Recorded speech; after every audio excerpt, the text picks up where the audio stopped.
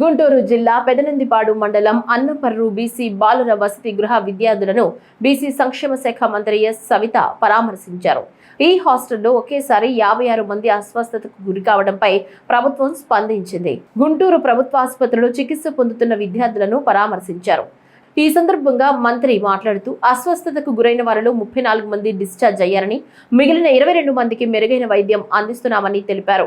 ఘటన జరిగిన తీరుపై ఆరా తీస్తున్నామని మంత్రి సవిత స్పష్టం చేశారు. ప్రాంతంలో ఉన్న బీసీ బాయ్స్ హాస్టల్లో మరి కొంతమంది అంటే మొత్తంగా 108 మంది స్టూడెంట్స్ ఉంటారు. 108 మంది స్టూడెంట్స్లో మరి 56 మందికి మిడ్ నైట్ 2 గంటల నుంచి వామిటింగ్స్ మోషన్స్ అనే విషయాన్ని తెలియజేయడం, మరి ఇమీడియట్గా అక్కడ ఉన్నవారు సిబ్బంది కూడా మార్నింగ్ అంతా డాక్టర్స్ని అలర్ట్ చేశారు. మాకు కూడా మార్నింగే ఇన్ఫామ్ చేశారు.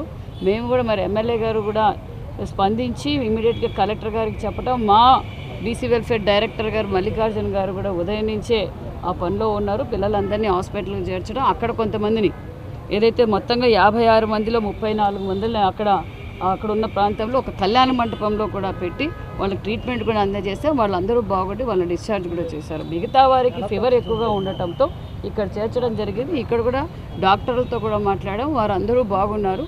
కొంచెం అబ్జర్వేషన్ కోసం పెట్టారన్న విషయం కూడా మీకు తెలియజేస్తూ ఏం జరిగిందని మేము అధికారులకు కూడా పరిశీలిస్తున్నారు. మరి ఫుడ్ పాయిజన్ అయిందా, వాటర్ కంటామినేట్ జరిగిందా ఏంటనేది అధికారులకు కూడా ఆదేశించాం. పిల్లలు అందరూ జాగ్రత్తగా ఉంది. మళ్ళీ ఇలాంటివి జరగకుండా తీసుకోవాల్సిన జాగ్రత్తలు కూడా మేము డిపార్ట్మెంట్కి కూడా తెలియజేశాం. ఇప్పుడు మీరు గతంలో 5 ఏళ్ల కింద చూడండి, ఇప్పుడున్న హాస్టల్స్ చూడండి, అన్నీ రన్నింగ్ వాటర్ కావచ్చు, మరి లైట్స్ కావచ్చు, అదేవిధంగా ఈరోజు సూపర్ ఫైన్ రైస్ కూడా మేము అందజేస్తున్నాం. అంతేకాకుండా ఇన్వర్టర్స్ ఇస్తున్నాం. ఇప్పుడు అన్ని స్కూల్స్కి కూడా RO ప్లాంట్స్ కూడా పెడుతున్నాం. టెండర్లు అయినేమో బట్టలు కూడా తీసుకొడతాం, పోలీసు వాళ్ళని కొడతాం, అధికారులను కొడతాం.